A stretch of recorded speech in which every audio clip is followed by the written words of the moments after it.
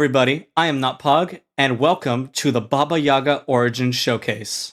The Baba Yaga Origin is a very powerful witch, capable of changing the weathers, sucking the soul out of their enemies, and being able to fly and cast special spells. However, at the cost of your power, you lose a lot of things in the game, such as villager trades and the ability to use certain weapons. The Baba Yaga Origin was created for cryptid craft, used by Giiniia. You should definitely check them out in the description below. And without further ado, let us go on to the showcase. For our first ability, we have this. Melancholy rain. You can stir up the weather, commanding it to rain or clear. And to do that, you use Suspicious Stew.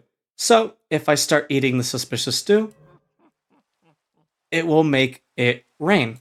And if I use it again, it will clear the rain and make it perfectly clear. So that is just one little nifty ability in case you need rain or any kind of weather for your other Origin friends. For our second ability, we have this. Sinister wind. You command the wind, allowing you to fly.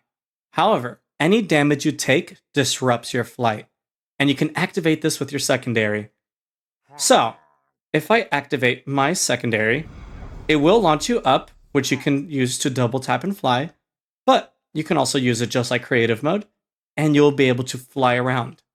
But like it said, if I go into survival and this pillager shoots me, I am unable to use it, and even if I press it, I cannot activate it until the cooldown is over. For our third ability, we have this. Witch look. Your eyes have been enchanted with the ability to see what can't be seen. So like the ability suggests, you can see things that can't be seen. So anything that is invisible, even other origins that have similar invisible powers, will have this particle effect that goes around them.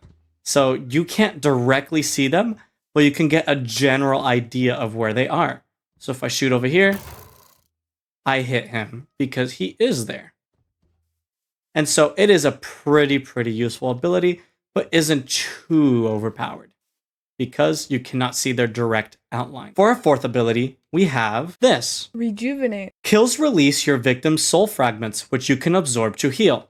So, like the ability suggests, if I damage myself over here, I am pretty low, but if I shoot this pig, these souls will come out, and it will fully heal me. It does have a cooldown, even though if I kill more things, they will still release souls. It will not heal me. So overall, it is a pretty fun and aesthetic ability that basically scares your enemies by showing that you extracted the souls of your enemies, and in turn, healed completely. Moving on to our last ability, we have this. Brew. You are capable of stirring weird brews using varied ingredients. You can right-click a feather, copper ingot, or an ice block, and this will trigger with primary. So, as it suggests, if I use copper, it will put me in a mode where I use lightning abilities. So you can shoot lightning wherever you look for a fixed distance. Likewise, if I use a feather, it will enter you into the black goose mode, and you can shoot a black goose that will explode entities nearby it. So in a way, it's like a timed chicken bomb. Pretty funny, but honestly pretty useful as well. Alright, and for the last one is the permafrost mode. Basically, when you use this ability, the first time you use it, it applies a wet status onto your enemies. If you use it again, it will freeze them whatever stage the wet status is at.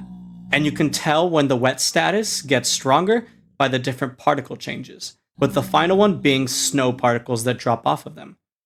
The longer you wait, the more rewarding it is. So if you use a final stage of wet status and freeze it, they will be slowed for longer and it will do more damage. So if I use my primary, they all get wet, and if I wait a little bit, so see it's at stage 2, if I wait at stage 3, it will do significantly more damage and it will slow them down. So if I use it again over here and use the first stage, does less damage and he's only slowed for a second. See? Additionally, If one entity has the wet status and the other one doesn't, the one with the wet status will take the damage and freeze, while the other one gets the effect applied. So pretty much it is pretty useful, especially for very big crowds of mobs. Now, let's go on to our debuffs. For our first debuff, we have this. Diligent witch. You are devoted to your witchcraft and refuse to use melee weapons and shields. So like the ability suggests, any melee weapons are basically unusable. They won't do much damage. As you can see, I have a netherite sword trying to crit jump him, but he will not take damage. Additionally, I have shields, but they are unusable. So I can right click as much as I want, but it will do nothing. So, like earlier in the showcase, bows and arrows, crossbows, any ranged weapon is your best friend. For our last debuff, we have this. Exiled. You prefer to work in exile. As a result, villagers resent you. So, like it suggests, if I go over to this villager and I right click him, he won't trade with me. And as you can see, it says villagers hate your guts. So, best not mess with them. Overall, the Baba Yaga Origin is not too powerful, but is pretty useful depending on the scenario.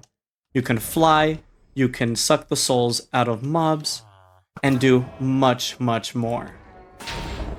Overall, it is a pretty fun origin, and I highly recommend it, adding it into your own survival world or SMP or whatever it may be. I am NotPog, and I hope you have a splendid day.